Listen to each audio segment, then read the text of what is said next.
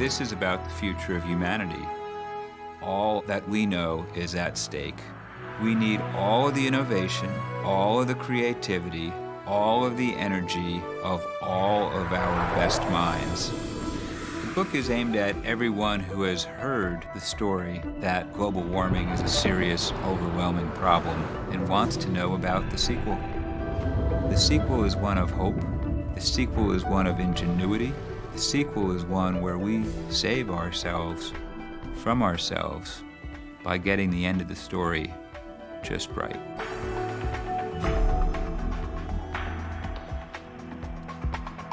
America's best and brightest entrepreneurs are developing ideas today to ensure we have a clean energy future.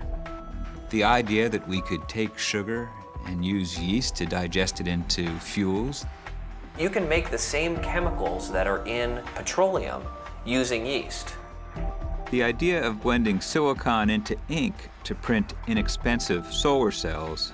We use printing technologies that we've developed that allows us to put down silicon as a liquid. Or the idea of harnessing the immense power of ocean waves to produce clean electricity. AquaBuoy is a wave energy conversion device. It generates electricity by converting up and down motion of the waves into pressurized water, which is then fed into turbine to generate electrical power. You have to have a vision for renewable energy, and then you have to have a passion to do it.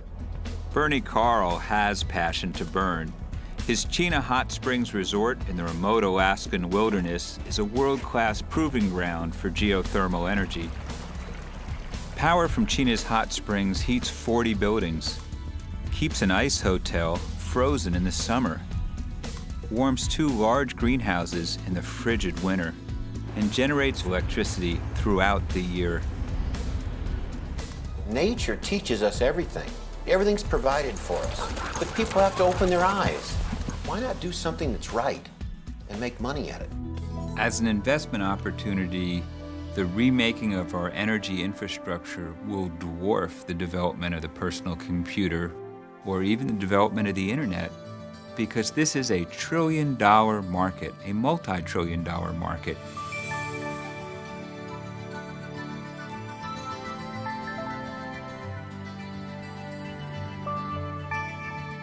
The beauty of the book is that it will give people a structure to think about what are the opportunities in the future, both environmental opportunities and the investment bets.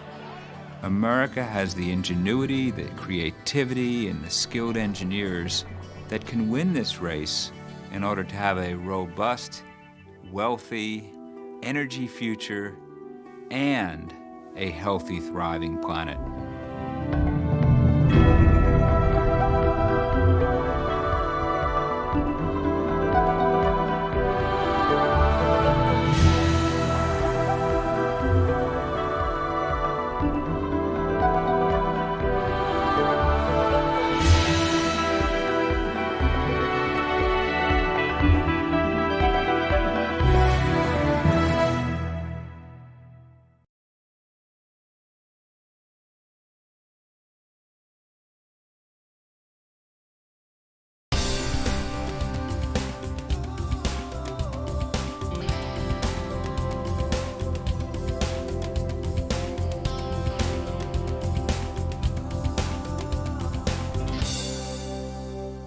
The revolution that you just heard about, the clean energy revolution, is well underway.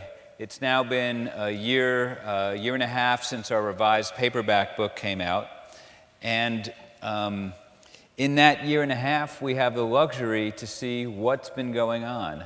I'd like to talk about the three of the people that you saw in that short video and tell you what's been going on here in the United States and also in China. The first fellow who spoke in that video, other than myself, was Jack Newman. He was the one with the long hair, and he was the one talking about yeast.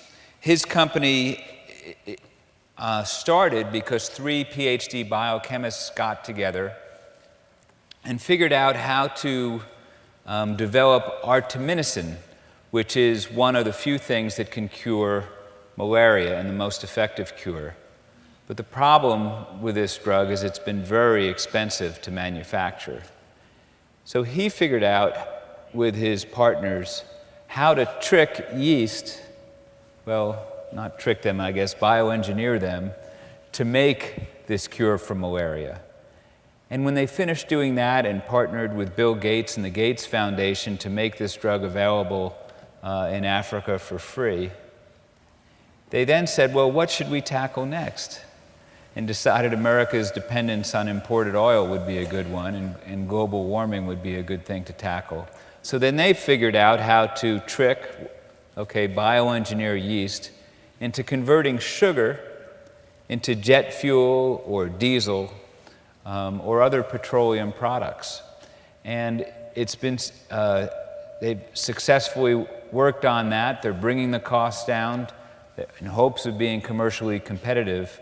And a lot of investors think it will be. Just in the past few months, this past fall, in September, they had an initial public offering and raised $80 million to keep their effort going, and the founders did quite well in that offering. So that's one of the entrepreneurs, since the book was written, is moving full speed ahead.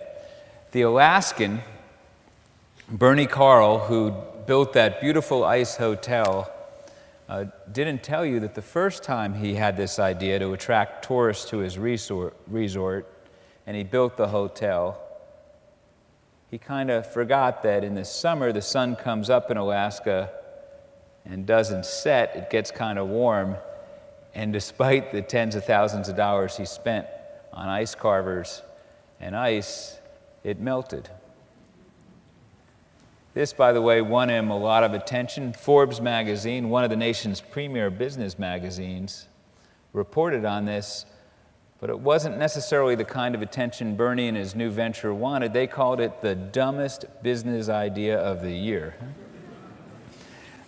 Bernie, though, is a real American entrepreneur. He got his start in Illinois, getting people to mow lawns for him when he was about 12. He had 50 people mowing lawns for some ridiculous number for him.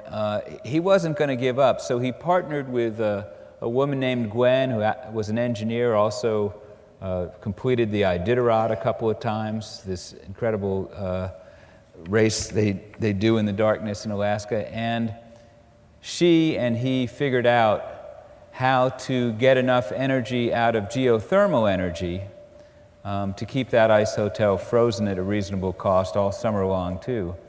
And they partnered with United Technologies because United Technologies helped them commercialize this invention, because it's the first time anywhere on the planet people figured out how to take lukewarm water, not even very warm water, and use it to run these chillers. Well, Bernie's at it again. He's now again partnering with United Technologies and figuring out they are now making electricity on the hot water that comes out of oil wells in Florida and other places. So Bernie is doing quite well. And the last person I'll mention from the video is Conrad Burke. He was the one with making silicon ink to make solar cells. Conrad is an amazing success story. Worked at Bell Labs years ago, an immigrant from Ireland, and he's doing quite well. I just visited him last month in the heart of Silicon Valley, and he had just that day been named Entrepreneur of the Year by Ernst & Young. They were celebrating with chocolate cake in the office, and he was so proud of not only being named Entrepreneur of the Year, but the fact that this silicon ink is now being used all over the world to make solar panels more efficient.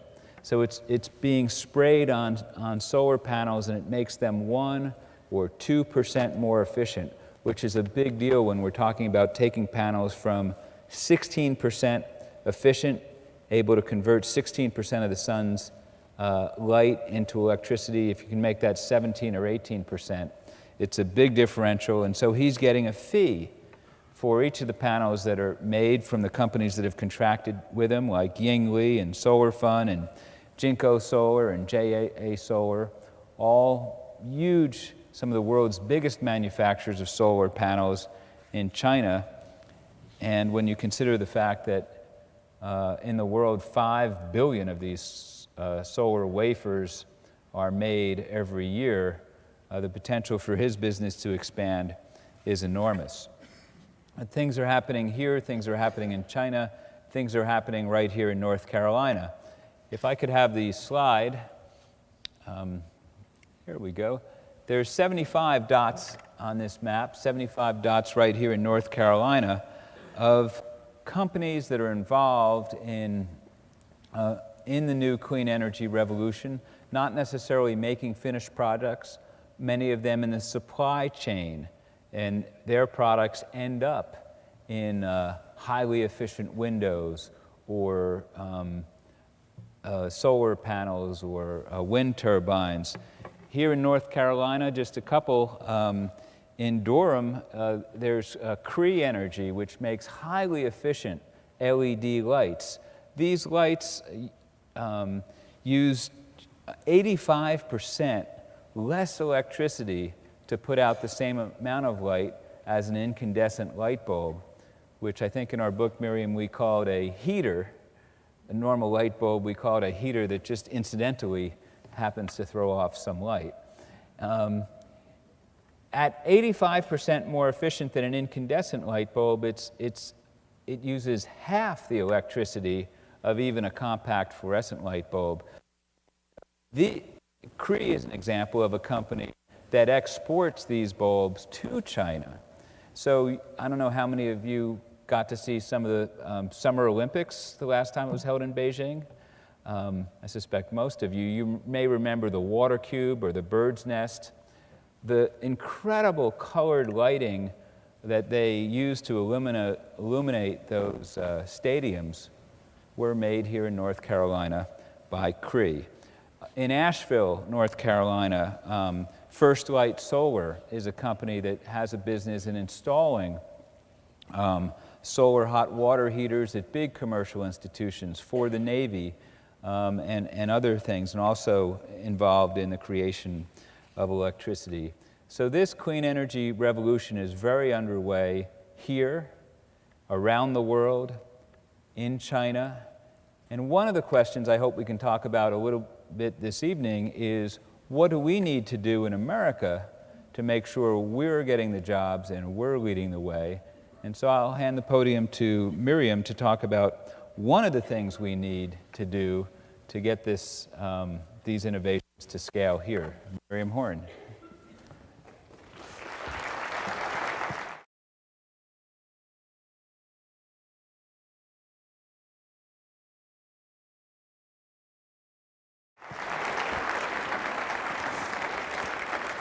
Thank you, Fred, and thank you, John, and everyone at Catawba for inviting us here. It's really gorgeous and really wonderful to be here.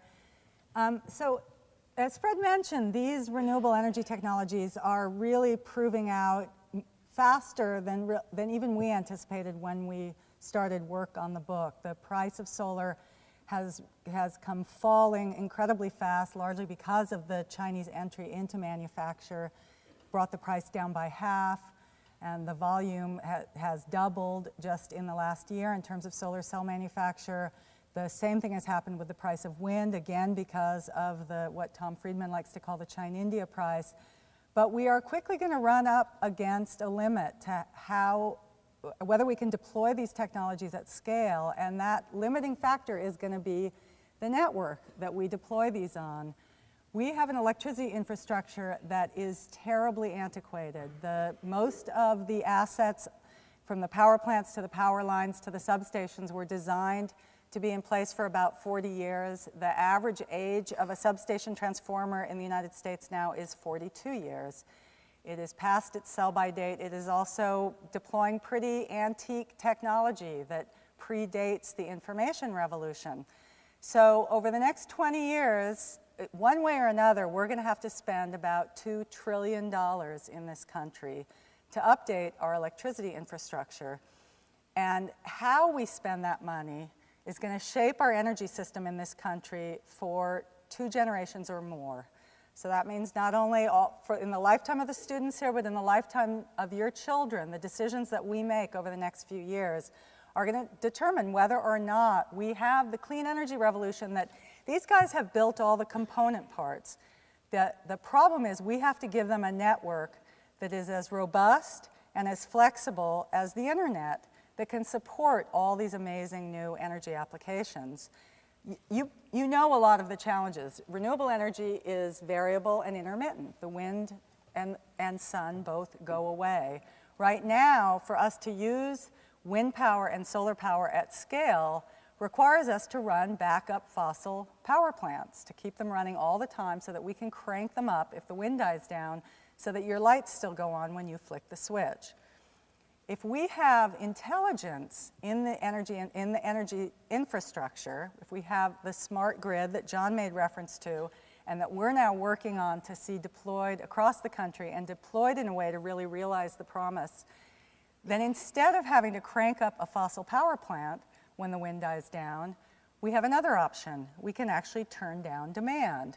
The grid can talk to devices all across the grid. It can talk to Walmarts and ask them to dim their lights. It can talk to refrigerators in everybody's home and ask them to delay defrosting. And it can handle that drop-off in supply by making demand follow supply, a total inversion of what we usually have in electricity, and therefore keep the grid stable.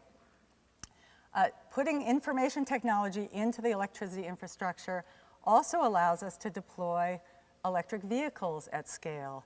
If we were to deploy electric vehicles at scale right now, we would have two problems. When everybody came home at night and plugged in their car, we would have brownouts or blackouts across the grid. The other problem is that most of those cars would end up charging on coal-fired power plants, which would crank up all over the country in order to power those cars.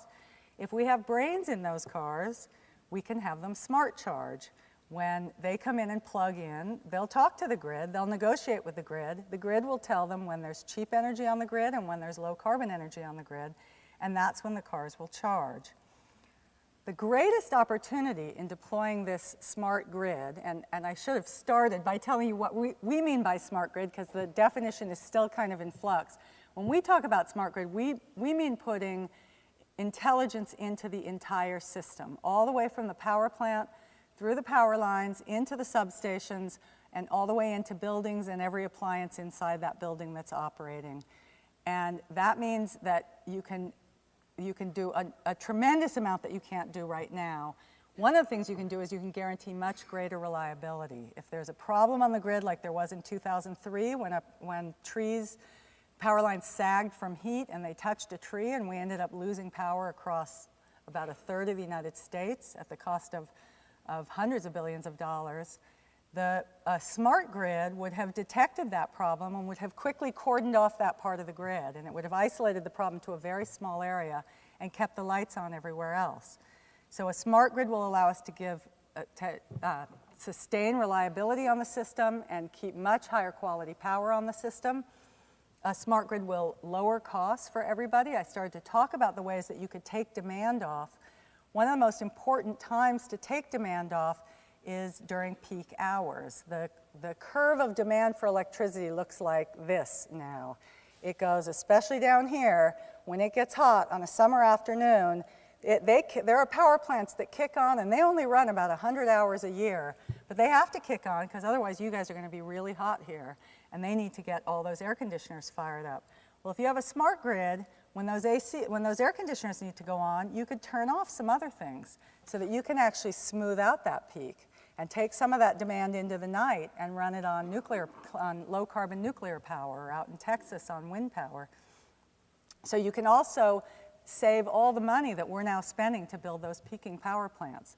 So you can have greater reliability, you can save money, and most importantly from our perspective is you can deliver cleaner air. So I started to talk about the way that you can enable scale deployment of renewables on the grid, and you can enable smart charging of plug-in electric cars. The thing that I'm most excited about, and that I think you will get to experience firsthand with smart grid technology going into Catawba, is the whole change in what an electricity consumer will be in the future. Right now, we're all pretty passive and we're all pretty blind in the way we use electricity. You pay a bill at the end of the month, but you don't know what you've used that electricity for, or when you've used it, or what time of day has been most expensive for you, and you don't really have any way to change the way you're using it. You're just kind of a victim of that bill that arrives. Well, with this smart infrastructure, you will have an interface in your home, and it can be your smartphone or it can be your computer, that will allow you to watch in real time what energy you're using and what you're using it for, and give you a lot more control over that energy use, and even allow you to make money by taking off demand. The grid will be negotiating with your dishwasher, and your dishwasher will be able to day trade electricity for you. When you're off at school, it will talk to the grid, and the grid will tell it, it's 2:30 in the afternoon, wow, I'm running out of power. I'll pay you 20 cents a kilowatt hour if you shut down right now and don't run until later. And so your dishwasher will be making money for you while you're at work, and your solar panels will be talking to your plug-in car, and they'll be telling your plug-in car, man, the sun is cranking right now. Go ahead and charge up that battery. Oops, wait, a cloud just passed over. Hold off a second. Okay, sun's out again, you can crank up again. And your house will be doing all of this. You can interact with it if you want from your smartphone. When you're in class and you guys decide to go out for pizza, you can tell your hot water heater that you're not coming home for a few hours and it doesn't need to crank up because you're not going to take your shower till later. Or you can just set the controls automatically and tell your house, I want the cleanest energy that you can give me, and let it make the decisions in discussion with the grid. What that's going to take to enable that to happen is that the electricity markets that until now have been really closed, these are monopoly markets, they're highly regulated monopoly markets, there's going to have to be room for other people to play in these markets. So at EDF, there are two things that we're working on right now. One is we're actually building some of these projects on the ground to demonstrate what's possible, and in particular, to demonstrate the emissions reductions that you can achieve. So I'll tell you just a little bit about two of those projects. One is in Austin, Texas, the Pecan Street project. We are working with the city and the utility and the University of Texas and corporate partners that include Cisco and Intel and Oracle and Microsoft to build really an energy system of the future in a neighborhood in Austin. They're redeveloping the old airport site. It's a LEED Platinum neighborhood, and we are going to achieve 65% carbon reductions in that neighborhood compared to your average Austin neighborhood.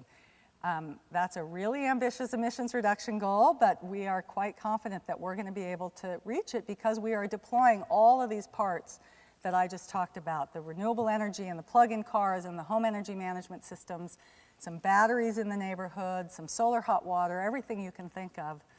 The other project we're doing is much closer to here. It's called Envision Charlotte. Again, it's a partnership, in this case with Duke Energy and Wells Fargo and Bank of America and Cisco again. And Charlotte has made the really smart idea of focusing on commercial buildings. If you can get a big commercial building to be more efficient in the way it runs, you can save a huge amount of energy in each one of those buildings. So we are working with the 70 buildings in what I guess you call uptown Charlotte to cut their energy use 20% in 5 years. And that's really just the first step. And part of that's going to happen by delivering the information about energy use in those buildings to the people working in those buildings, so they can start making some different choices, and they can start lobbying their building operators and owners to really reduce energy use. The other thing that we're doing is we're really working on the market rules, because like the internet, some of you are old enough to remember CompuServe. You may remember that at the beginning days of the internet, there was an effort to make these proprietary companies that you could only get on the web if you paid to go through this particular portal. And the internet stuttered for a while. It really choked off innovation for a while until we really settled on the World Wide Web. And once we had this open platform that anybody could come in and play in, you ended up with everything you spend your life with now. You ended up with Google and Amazon and eBay and Facebook and YouTube. Well, we want all of those energy apps to be invented. We want you to invent all of those energy apps. And that means that we really need to open up energy markets, and we really need to value clean energy, really give it its full value. And we need to hold utilities to very ambitious emissions goals so that when a utility, an investor-owned utility spends money to put in this smart infrastructure, it's your money they're spending. You're paying for it through your bills, so you should be getting the benefits. And that means you should be getting that greater reliability, you should be getting those lower costs, and you should be getting that cleaner air. So in the end, it all comes back, as usual, to policy and regulation and politics, which there's probably no one who knows more about that than Fred. So I'm going to turn it back over to Fred to tell you a little bit about what political landscape we're looking at right now.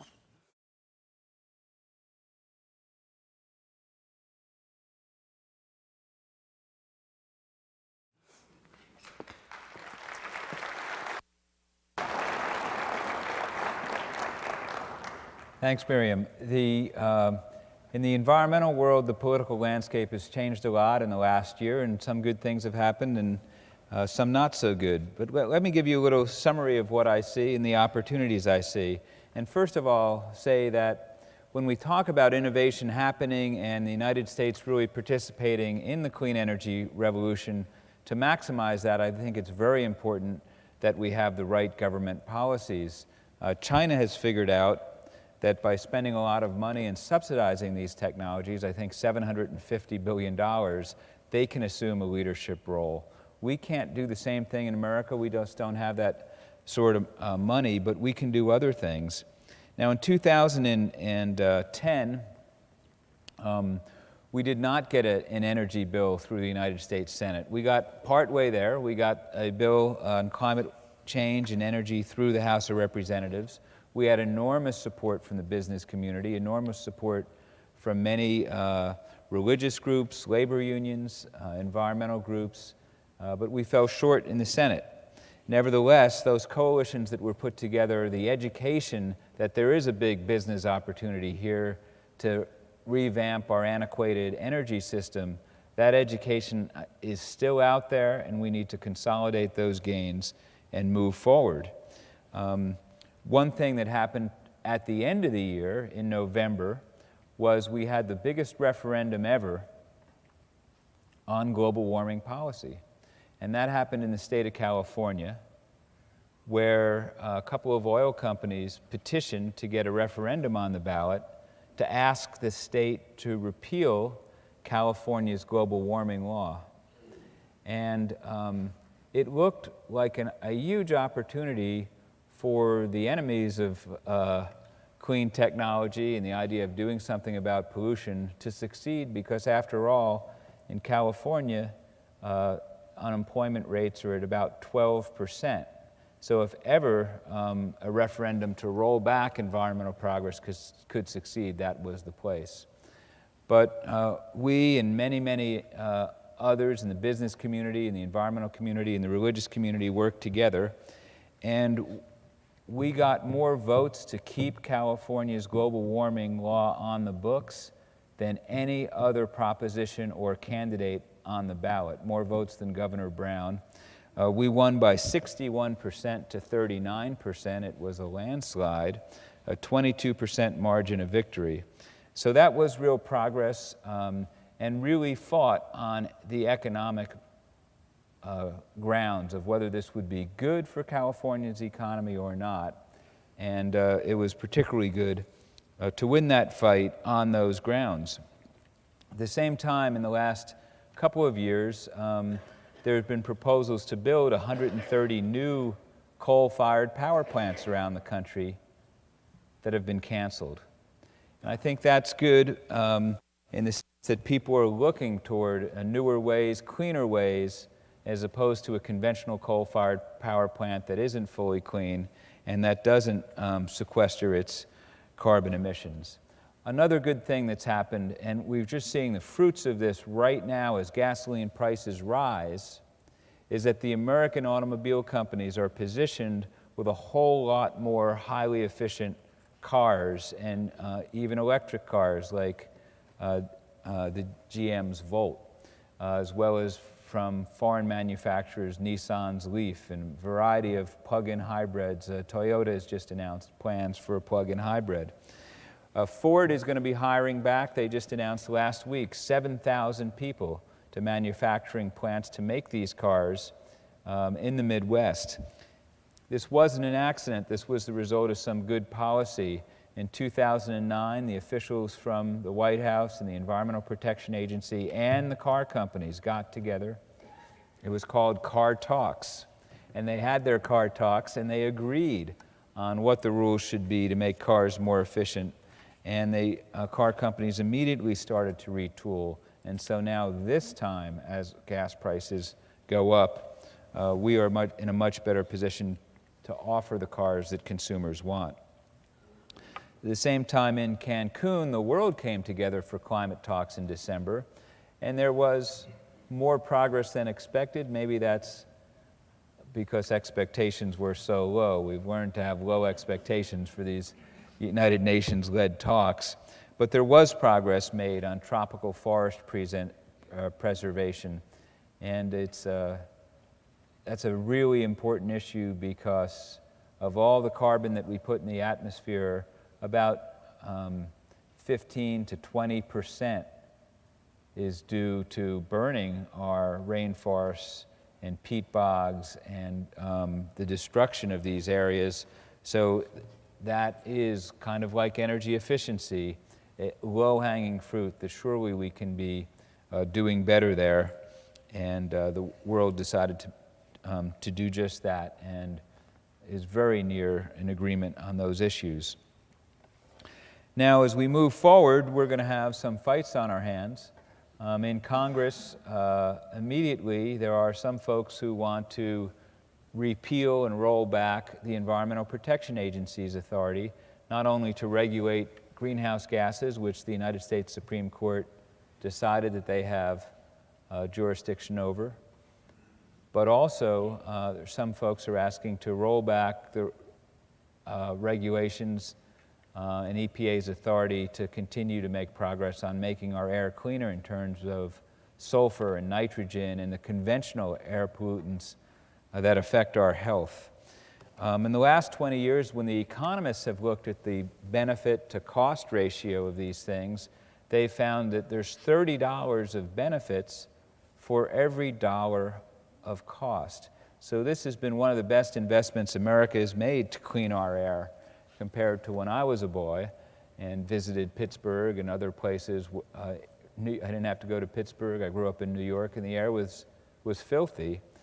We've made so much progress, and yet that is a fight that we'll have on our hands, and we need to make sure that as much as possible, this is an issue above the partisan fray and the bickering that besets Washington, something that Democrats and Republicans and independents can all join and say, no, clean air is an American value, it's not a partisan value. To win on these things, though, we're going to have to figure out ways to expand our constituency, expand the number of people that care about these issues and that are working and engaged on these issues. And one of the things we are doing here in North Carolina and elsewhere in the country is working with minority serving institutions.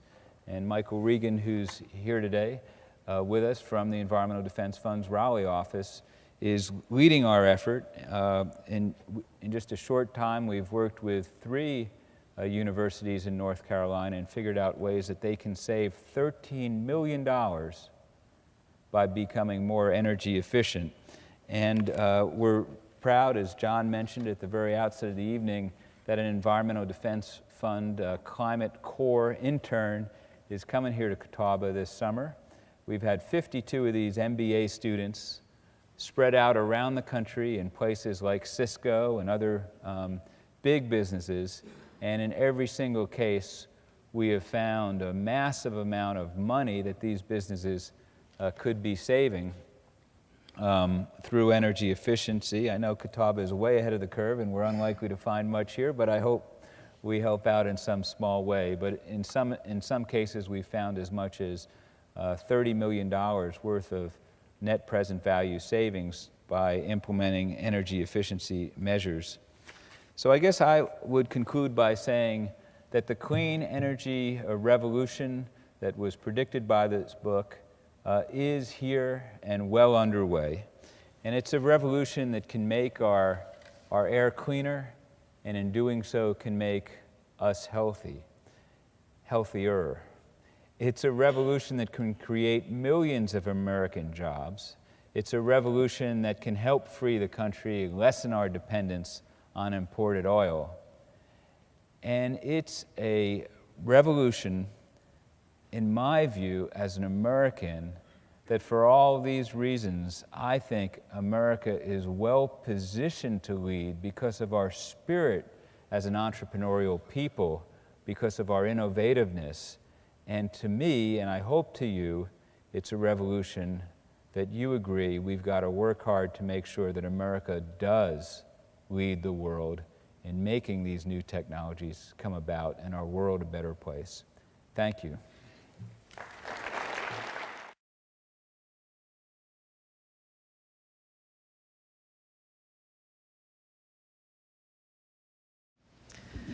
Thank you very much for coming. My name's Gail Touch. I live in Clemens, North Carolina, about half an hour up the road. First of all, I brought your book with me tonight, and I was wondering if you would be able to sign it, both of you, before we went our own ways. We'd both be flattered to. The next thing is that the issue that I see that's so important, of course, is greenhouse gases and everything that we're doing to our environment, but the impact of population on this as well, and I was wondering if you could talk about that. Well, there's no question that the more people we have using things, the more that there is going to be an equation that is how many pounds of pollution does each person put out with all the devices and machines they use times the number of people. So it's not that complicated. But the Environmental Defense Fund, our expertise is not on population issues. So while we recognize the reality and don't minimize that more people can have more impact, we are working on figuring out how to make the impact of each person a lot smaller and leaving to others the population question. And it's not as though I'm telling you that population is unimportant. On the contrary, I think it's very important. It's just not something that is within our expertise to work on. Thank you. Thank you. Hi, my name's Roger Hall, and my question is, I'm wondering technologically what's being done in the area of energy storage. For example, I understand like at Niagara Falls, at times of low demand, they actually pump water uphill to a lake, and then in times of high demand, they let it run downhill and run hydroelectric generators. So I'm thinking we have turbines, for example, and when the wind is blowing, is there folks working on technology to store that energy so that when the wind doesn't blow, then it's available for use? Well, you've asked a very important question. People refer to energy storage as the Holy Grail because it would, in one fell swoop, solve nearly all of the problems that I was talking about earlier with renewable energy. And there definitely are people working. You mentioned what's called pumped hydro, which is in use in a number of places. It works extremely well if you happen to have the river that you need and the dam to pump things up behind. In Europe, it's used a great deal in the Scandinavian countries, and there's even a proposal to build huge solar farms in North Africa and carry that electricity across the Mediterranean and pump hydro up behind dams in Norway and then use that to power all of Europe. People are also looking at compressing air. It's a similar idea where you actually pump air, you put air under pressure into underground caverns, and then when you need the electricity, you release that air and you spin your wind turbine then.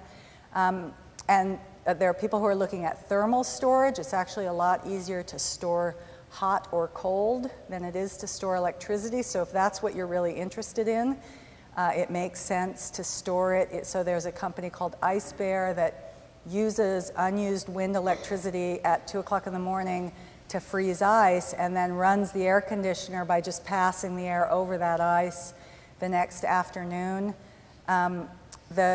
Batteries and hydrogen are the two biggest, toughest nuts to crack, but the ones that would really make a difference because both of them give you a mobile source of stored energy.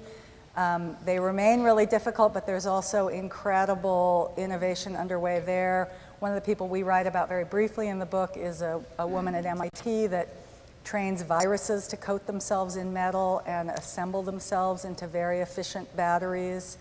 So there's a tremendous amount of work underway. The electric car, the great push for electric cars is certainly driving the development of batteries much more quickly and the development of hydrogen, but anybody in here who can invent a great energy storage system will be set for life.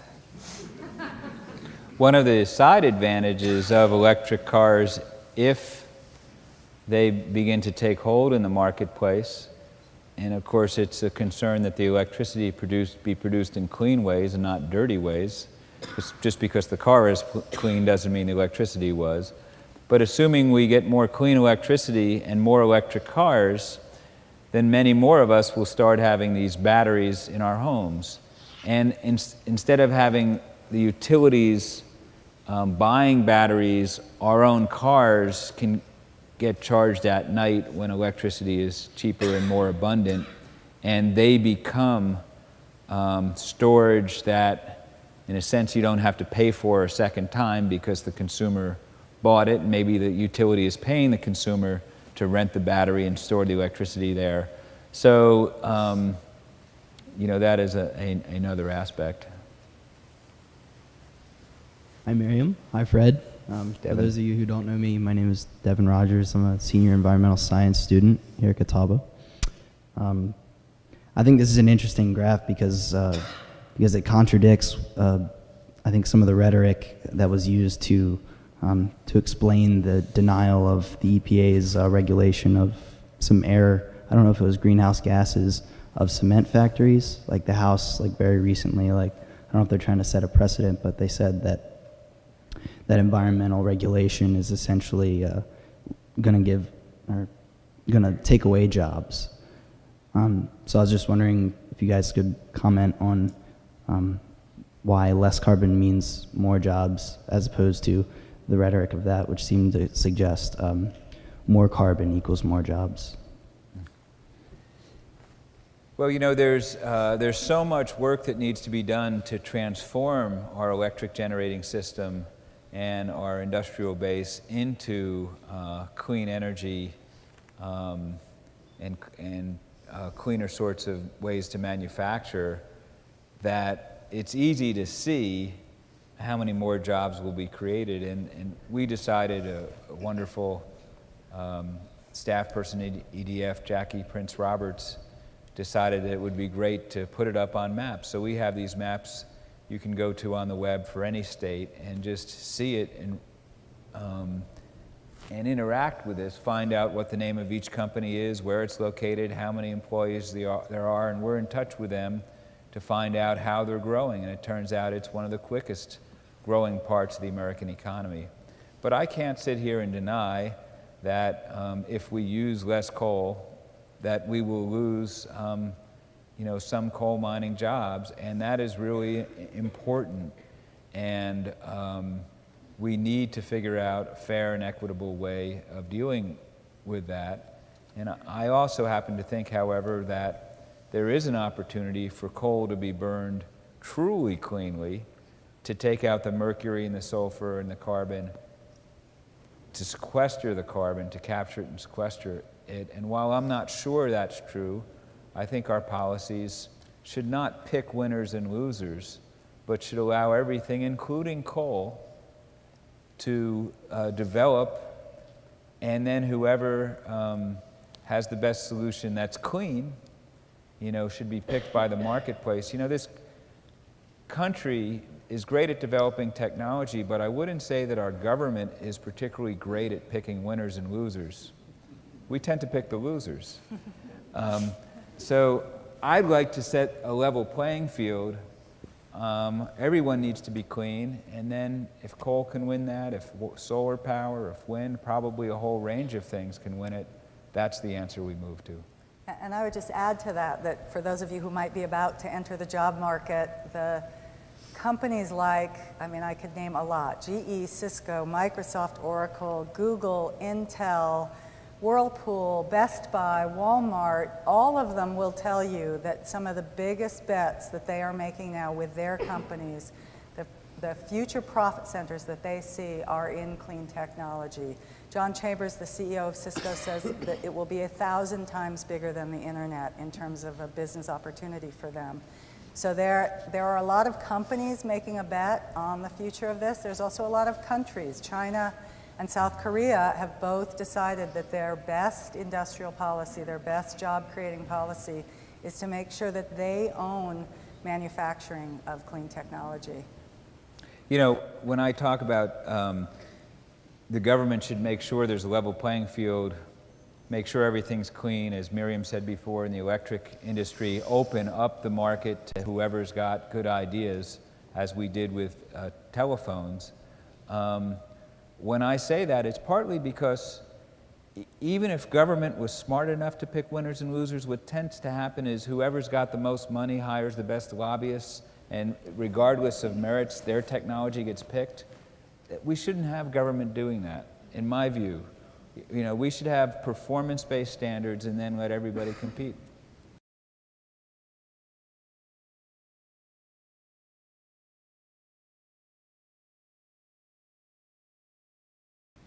Yes, sir. Okay. Good evening. My name is Joe Morris, and I'm the planning director here in Salisbury, and I have a semi-loaded question for Ms. Horn. We recently inaugurated a citywide fiber optic network for our entire community. It's broadband, internet, telephone, and television.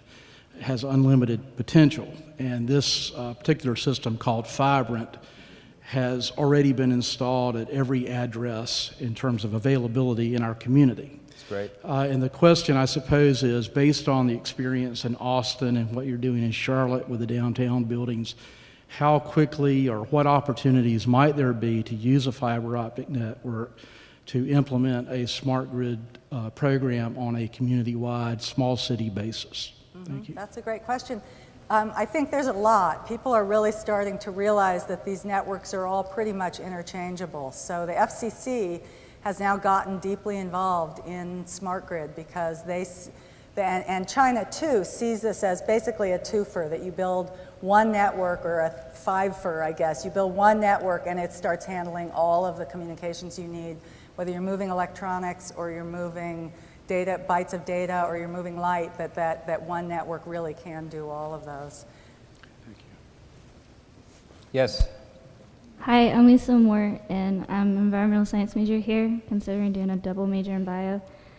But when you were talking about the smart grid, I think it's a fabulous idea, having it extended into the home where it can talk and with the electronics we use, and using electricity when it's at the off-peak and everything like that. But what I was wondering is, how are you going to be able to convince people that it's not going to be an inconvenience to them? It's like the reason we have a lot of our technologies today is because it's a convenience. It makes everything easier for us. And like the entire time you were talking, I was thinking of my dad. Like my dad, anything that's convenient, doesn't matter if it's good or bad or costs more or doesn't, like as long as it's convenient, he will do it. So like, how are you going to be able to convince people that it's not going to be an inconvenience to them? You know, Miriam should answer that. But I would say, when Miriam was talking about the smart grid, she was trying to say that those folks who are high techie types and want to control the dishwasher and everything, they'll have the option to do it. But those folks who just want to put it on autopilot and just say, get me the cheapest electricity, get me the greenest electricity, they'll be able to do that. And it's kind of like, why does Google succeed while other companies haven't? Or, you know, why now, you know, the rise of certain companies? I think you're not going to have to convince people it's easy so much as the companies in the smart grid space that make it easy, those are the ones that are going to prosper. And those who make devices, and I'm sure there will be some, that have you interacting with a smart grid that are complicated and cumbersome and nobody can figure out without a manual, those companies aren't going to be around too long, are they? Thanks. Yeah, there's a lot of companies that recognize what you're describing as a perfect business opportunity. Best Buy is diving deep into smart grid because they have their geek squad or whatever it's called. There are people who recognize that the perfect business opportunity is going to be to come in to my house. I will certainly hire them and say, you don't have to fight with your husband anymore. You don't have to figure any of this stuff out. Tell me what you want and then I'll do it for you and it will be done. And I won't have to monitor it weekly or monthly or anything. My house will know what I want and it'll take care of it from there. Tom. Well, this is sort of a follow-on question to the good question that lady just asked. I was going to be one of these smart guys. And about a year ago, I went onto the market and I said, okay, I'm going to try to make my house smart from an from electricity consumption point of view. And I ran into lots of walls. Primarily, the one I ran into was sort of a monopolistic.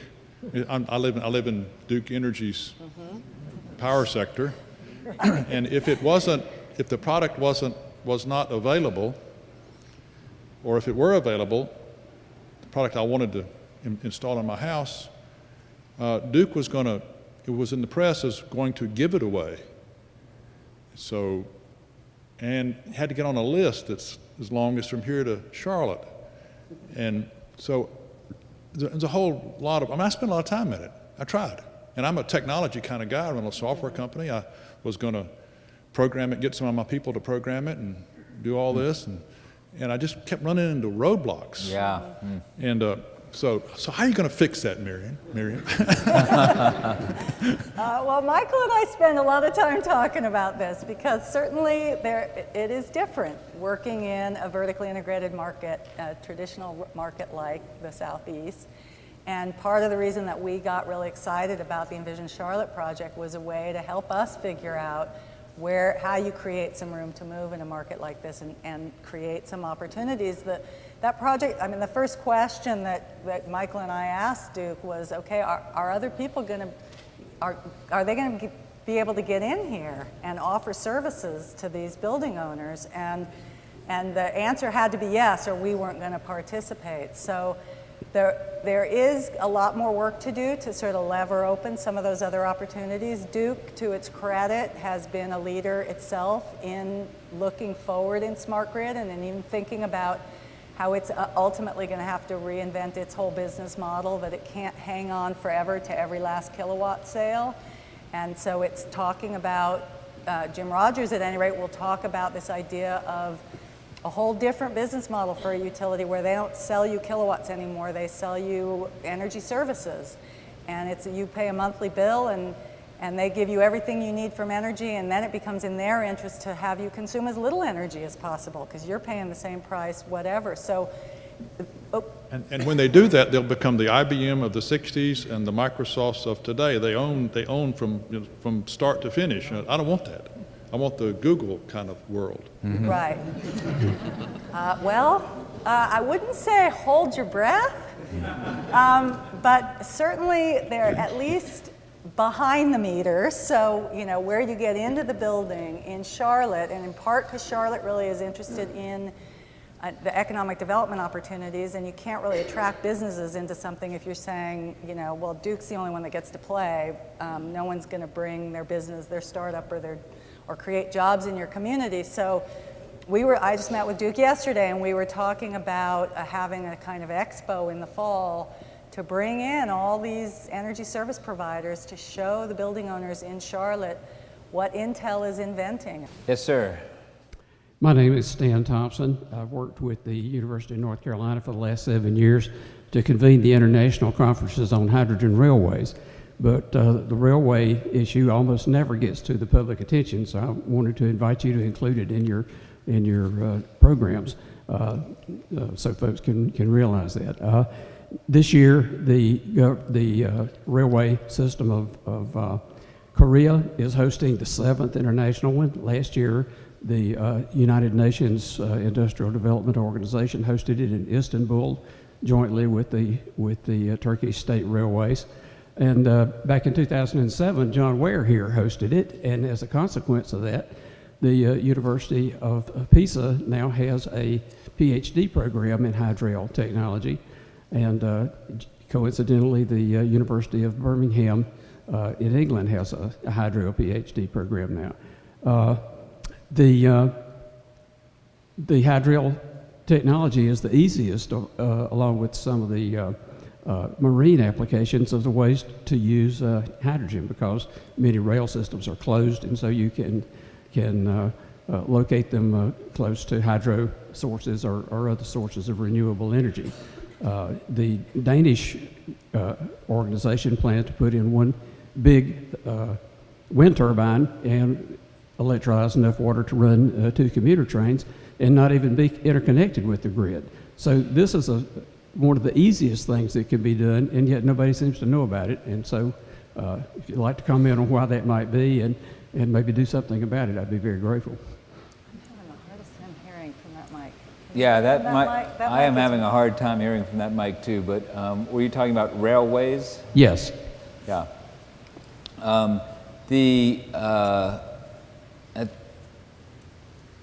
It's clear that our transportation system there's a lot of opportunities both on the rails and on ships to become more efficient. So we are, part of our transportation experts are looking at ways that we could encourage more freight to move by either marine or by rail. That's a very good point. And you know, we have looked at several of the studies, and you may have more, so I'd be happy to connect you up with the folks on our team that are working on that.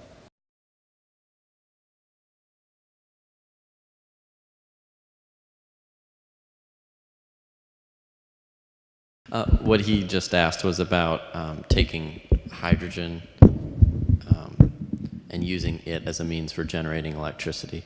I don't know the details, but he was just asking if instead of having an electrical grid, you're pumping hydrogen. Oh, yeah. So hydrogen isn't really a means of generating electricity, as he probably knows, but it's means of storing electricity. So it's best to think of hydrogen as a battery. And hydrogen is competing with pump storage or batteries, and it'll either be competitive or not, because to make hydrogen, you have to have electricity to split water, and there is some innovation going on in this field that's promising. You know, there's another MIT professor working on lowering the cost of making hydrogen from splitting water. So my actual question was about, I've got 2 questions. One of them is batteries and lithium and the very few places on the planet where you can mine it. And it just seems like the electric car revolution, while conceptually is very inspiring, is a bit short-sighted on the battery technology, which you guys briefly mentioned, but I was just wondering if you could touch on that. There's a lot of debate about what the lithium supply in the world actually is. There's also people working with a lot of alternatives to lithium. You know, my guess is that in the long run, the lithium, I mean, Tesla has those, you know, mountains of basically cell phone batteries that are powering that sports car. My guess is that's not where we're going to end up 5 or 10 years from now, that people are working with much lower cost and more abundant materials. They're working with flow batteries. They're working on a lot of alternate technologies that won't depend on these rare resources, but there's also a lot of people who think there's a lot more lithium out there than, I mean, that's a debated question itself. Okay, and then my other question is, just in general, there's a lot of debate about energy, and I'm wondering, in my worldview, it seems like the installation of things like wind turbines and solar energy localized for consumers is one of the more revolutionary things an individual consumer can do in terms of shifting the market from this, you know, essentially monopoly to totally localized. And that seems like a good marketing ploy, and I say it to people, and they're like, that's really inspiring. And I'm like, I know! Anyway, thank you. Thank you. My question was specifically for Envision Charlotte. I'm pretty active in USGBC, so I'm aware of the program. But as far as I can understand, you have a screen, and it's shown the same in all of the 70 buildings, and it's basically telling you what the consumption of all the 70 buildings are versus showing you what the consumption of that building is broken down. And I think that that's because of the utility commission, that there's a process that maybe these companies can opt in and maybe not. Could you explain that a bit more? Okay, I can't say, did you fully hear that? You're asking about Envision Charlotte and the monitors? Right, the graphic interface. Yeah, I mean, one of the first things that they have focused on, and with Cisco Cisco is one of the partners that stood up at the Clinton Global Initiative and made a commitment, was the behavioral piece, as people call it, of what you can do just by showing people what's going on in the building at any time. In our conversation yesterday, Duke recognized that nobody really knows yet just how much actual behavioral response you'll get and how long that will persist.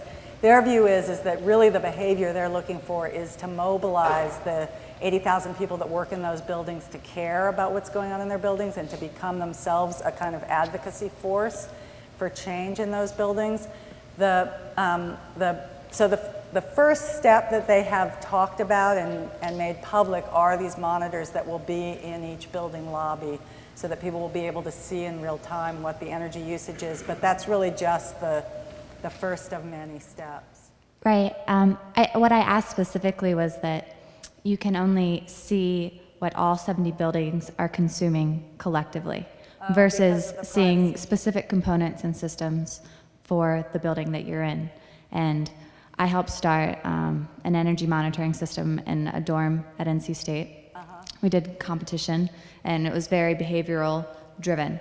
And basically all they could see was total consumption versus it wasn't sub-metered. So I'm saying I've experienced this on a small scale, and what can we do as a community to prevent the utility commission from being the obstacle of seeing the breakdown in each building? I work in Uptown Charlotte. I believe in this program, but I just don't believe in it if all you can see is the total consumption of 70 buildings. Got it. That's a very good point. But it is a work in progress, and we will have some influence on that, as will the other partners. So I wouldn't write it off yet. Okay. Well, I'd like to learn more. Thank you. Okay, I'm John Carricker, and I teach a fundamental environmental science class at a neighboring private university, but I am a proud Catawba graduate. The general public does not seem to be as positive about global warming as I'm sure everyone in here is.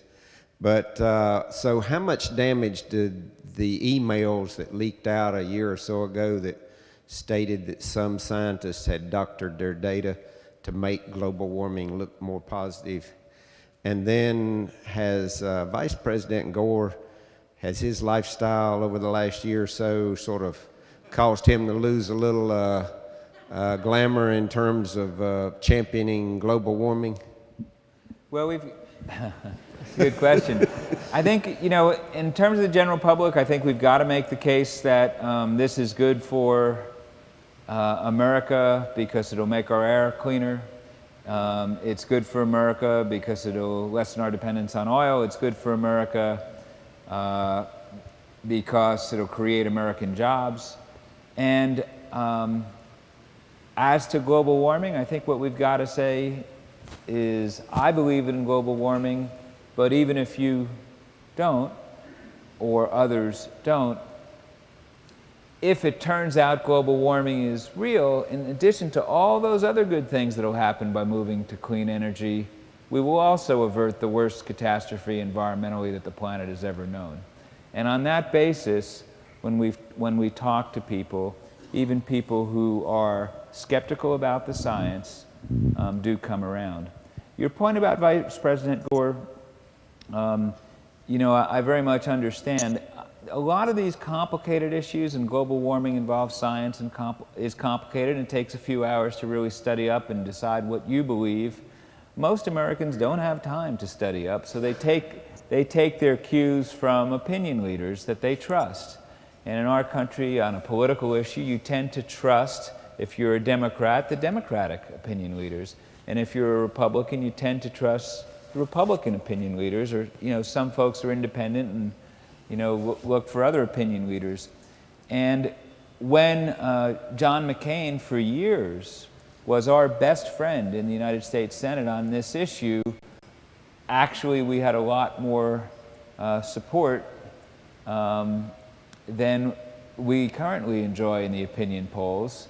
And I am hoping that he and others will reemerge, because there's no reason this issue should be partisan. And one of the things in the environmental community we need to do a better job of is welcoming everybody, reaching out to everybody. And when somebody like Senator McCain or Lindsey Graham or Arnold Schwarzenegger, whoever they are, when they are a leader on these issues, Governor Huntsman of Utah, Tim Pawlenty made radio commercials for us. So did John Huntsman, made TV commercials for us. All of these people we need to celebrate and thank and give them credit. Whether they're Democrats or all the ones I mentioned are Republicans, there's no percentage in this for the environmental community to be allied with any one party. We should be allied with everybody that wants to help and make the case that, you know, even if you're not convinced on global warming, there's lots of other reasons why this is important to do. Good. That's exactly the way I teach it. So that. Then I want the grade. Hey. Thank you very much, Fred and Miriam, for making the trip down here to North Carolina. This is part of our great green choir, as you may have guessed. I'm Chatham Olive, Argand Energy Solar Company in Charlotte. My friend Tom Cox over there addressed the roadblocks, and we have many in this state, from outdated regulation. It's that way all across the country. I just want to say one encouraging thing and ask you a quick question. You know, when I run into these flat earth people that don't believe in global warming, I try to embrace them too. You know, I say, well, but do you believe in making money? That's what it's all about. You said at the start of this talk, this is trillions and trillions of dollars. We can remake our entire economy, the entire world economy. If we don't do it, China will, and it's fast going in that direction. So I just want to encourage everybody here and thank you all for what you've done to educate folks, to push this forward, to work on end runs around our new Congress, to work with these major businesses to get them all on board and educate them about understanding about this. I don't have a question, I just have a thank you. Thank you very much. Thank you. We've got one last question, and then I think we'll have to end.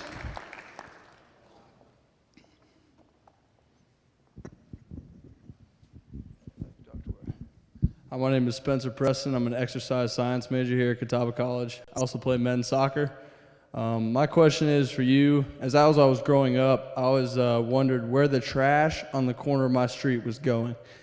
And I'm from Florida, so in a small town called Fort Myers, in Lehigh Acres, there's a recycling plant, and I toured there when I was in the 8th grade.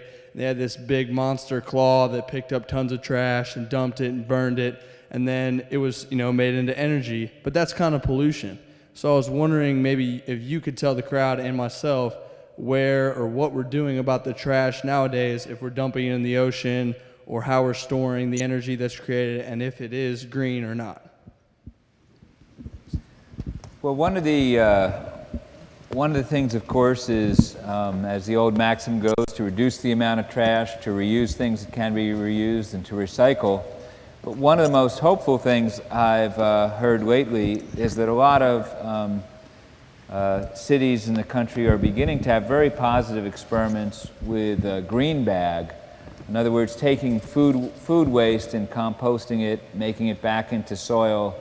And this saves a lot of landfill space and is a very, very good thing to do with trash. And it's one of the first low-hanging fruits, especially if collection systems start with grocery stores and restaurants with leftover food.